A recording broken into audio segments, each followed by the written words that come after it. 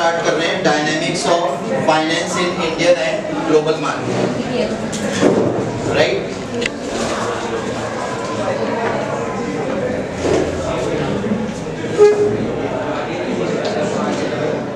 कर रहे हैं topic dynamics of finance in Indian and global market. तो जिसमें हम ये देखेंगे कि फाइनेंस में जो चेंजेस फाइनेंशियल मार्केट में, खासतौर पे स्टॉक मार्केट या नॉन फाइनेंशियल इंस्टीट्यूशंस में जो चेंजेस हुए रीसेंट टर्म्स में in global and Indian financial system.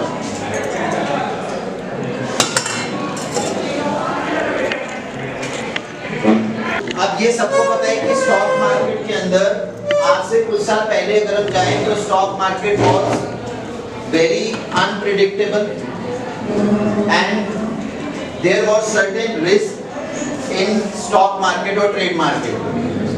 But आज की डेट में जब हम देखते हैं कि रेगुलेटरी बॉडी अथॉरिटी, जो कि सबको पता है कि SEBI security exchange board of India, जो कि एक रेगुलेटरी बॉडी है of Indian stock market, right. इसी तरीके से अगर हम यूएसए की बात करें या अदर कंट्रीज की बात करें तो हर एक कंट्री में फाइनेंशियल सिस्टम को कंट्रोल करने के लिए, रेगुलेट करने के लिए कुछ रेगुलेटरी बॉडीज हैं। इंडिया में स्टॉक मार्केट के लिए सेबी है, बाकी banks and non banking financial institutions के लिए आरबीआई है, रिजर्व बैंक ऑफ इंडिया। और इसके अलावा कुछ जो फाइनेंशियल ट्रांजैक्शन इंडिया के बाहर से इंडिया में आ रही है या यहाँ से बाहर पैसा जा रहा है, जिसको हम एफडीआई यानी फॉरेन डायरेक्ट इन्वेस्टमेंट बोलते हैं, या फिर इंडिया से बाहर जो पैसा जा रहा है फॉरेन एक्सचेंज, तो उसको कंट्रोल करने के लिए कुछ मनी लॉन्ड्रिंग को कंट्रोल करने के लिए एंटी मनी लॉन्ड्रिंग एक्ट भी है, जिसको देखने के लिए या तो आरबीआई जो कि सेंट्रल बैंक है इंडिया का, वो उसको कंट्रोल करता है, रेगुलेट करता है, या फिर उसके अलावा जो हमारी कंट्री में जैसे टैक्स अथॉरिटी है, इनकम टैक्स डिपार्टमेंट है, ईडी जिसको बोलते हैं, ठीक है।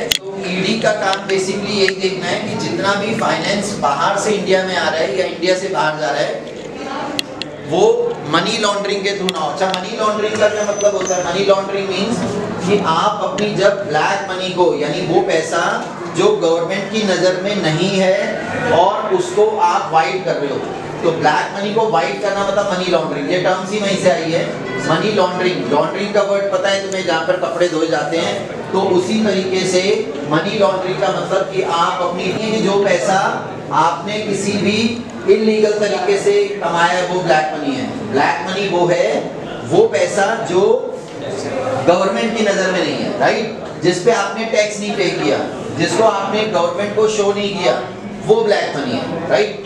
तो बाहर से जो पैसा आ रहा है उसको कंट्रोल करने के लिए आरबीआई इसके ऊपर रेगुलेट करता है, ईडी का काम इस पे रहता है। एंटी मनी लॉन्ड्रिंग लॉज हैं हर कंट्री में, इंडिया में भी है, जो इसको रेगुलेट करते हैं, राइट। और स्टॉक मार्केट या अदर फाइनेंशियल इंस्टीट्यूशंस में जो ट्रांजैक्शन हो रही है, इंश्योरेंस सेक्टर में जो आप पैसा इन्वेस्ट कर रहे हो वो इन्वेस्टमेंट ही है, क्योंकि आज की डेट में जो आप लाइफ इंश्योरेंस पॉलिसीज या किसी भी तरीके की पॉलिसीज खरीदते हैं वो यूनिट लिंक प्लान के अंदर आते हैं, जिनमें आपके दिए हुए प्रीमियम का एक हिस्सा आपकी लाइफ इंश्योरेंस को के लिए जाता है प्रीमियम, और एक प्रीमियम जो है एक पार्ट वो स्टॉक मार्केट में इन्वेस्ट करते हो, ठीक, which are subject to market risk. जो कि आपके जैसे जैसे मार्केट में स्टॉक्स की वैल्यू बढ़ेगी, मार्केट ऊपर जाएगी, आपके भी स्टॉक यानी फंड्स की वैल्यू बढ़ेगी। इंश्योरेंस कंपनीज आपको लाइफ इंश्योरेंस कवरेज भी देती हैं for a certain period, right.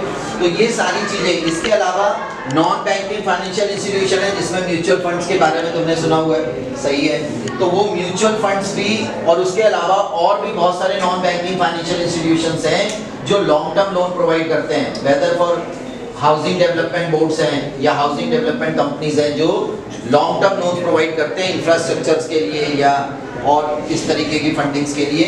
और इसके अलावा एक जो स्टार्टअप है, मतलब जो नई कंपनीज बनती है स्टार्टअप, उनको एक सीड फंडिंग्स की जरूरत होती है। मतलब स्टार्टिंग में जब आप अपना बिजनेस सेटअप कर रहे हो आपको एक स्मॉल फंड्स की जरूरत होती है जिसको सीड फंडिंग्स बोलते हैं। इसके अलावा एक वेंचर इन्वेस्टमेंट्स के इन्वेस्टर्स के बारे में पढ़ा है तुमने, है ना, जो कॉर्पोरेट इन्वेस्टर्स हैं, या शार्क टैंक के अंदर देखा तुमने जो बड़ी बड़ी कंपनीज हैं, वो कंपनीज भी जो स्मॉल इन्वेस्टर्स या स्मॉल नए स्टार्टअप स्टार्ट कर रहे हैं या MSME के बारे में सुना है, माइक्रो स्मॉल मीडियम एंटरप्राइजेस, इनको फंडिंग्स करने में हेल्प करते हैं। जैसा शार्क टैंक में सबने देखा, जिसके अंदर कुछ टर्म्स होती हैं, जैसे सुना होगा तुमने कि जब वो शार्क्स किसी भी नए प्रोजेक्ट में पैसा इन्वेस्ट करते हैं तो वो ये आपसे पूछते हैं कि भाई उसमें ऑप्शन रखते हैं आपके सामने, या तो हम डेट के थ्रू पैसा लगाएंगे, डेट का मतलब समझ रहे हो कि हम आपको लोन दे रहे हैं और उसके ऊपर कंपनी हमें एक फिक्स रेट ऑफ इंटरेस्ट पे करेगी, या फिर आपके शेयरिंग यानी आपके इक्विटीज में, फंड्स में जितना भी आपकी वैल्यू होगी, जो भी आपका प्रॉफिट होगा उसमें से एक हिस्सा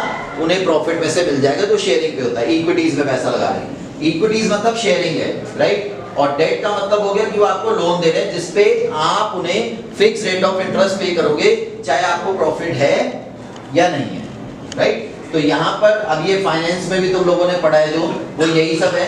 फाइनेंस में जो पढ़ रहे हो यही है कि जिसके अंदर आप जब पैसा किसी भी कंपनी में लगाते हो, दो तरीके से होता है। अब बैलेंस करना है।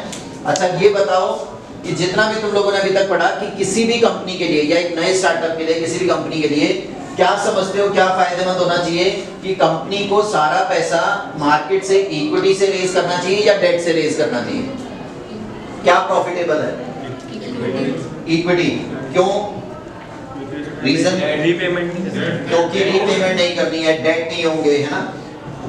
अच्छा अब उसका नुकसान क्या है? अगर आप सारा पैसा इक्विटी से रेज करते हो तो एक बात तो सही है कि आपके ऊपर एक कमिटेड अमाउंट यानी एक लायबिलिटी नहीं बनेगी, लेकिन आपके शेयर्स जितना ज्यादा लोगों के पास होंगे उतना आपका कंट्रोल मैनेजमेंट जो है वो डाइल्यूट हो जाता है, वो बढ़ जाएगा, मार्केट में डिवाइड हो जाएगा, ठीक है। और दूसरी तरफ अगर आप डेट से फंड रेज कर रहे हो तो आपका कंट्रोल मैनेजमेंट आपके पास रहेगा, बाहर से इंटरफेरेंस कम रहेगी, लेकिन आपके ऊपर एक सर्टेन लायबिलिटी बढ़ जाएगी। तो जनरली जो सबसे, अब दोनों में से करना क्या चाहिए, तो कोई भी कंपनी या कोई भी फाइनेंशियल मैनेजर जो है वो कभी भी ऐसा नहीं चाहेगा कि या तो सारा पैसा हम इक्विटी से उठाएं या सारा पैसा डेट से उठाएं। तो हमेशा हम क्या करते हैं, एक बैलेंस बना के चलते हैं, यानी कुछ पैसा डेट से और कुछ पैसा इक्विटी से उठाते हैं। ये टर्म सुनिए, अभी पढ़िए फाइनेंस में, जिसको बोलते हैं लीवर्ड कंपनी और अनलीवर्ड कंपनी। है किसी को नॉलेज क्या होती है लीवर्ड कंपनीज?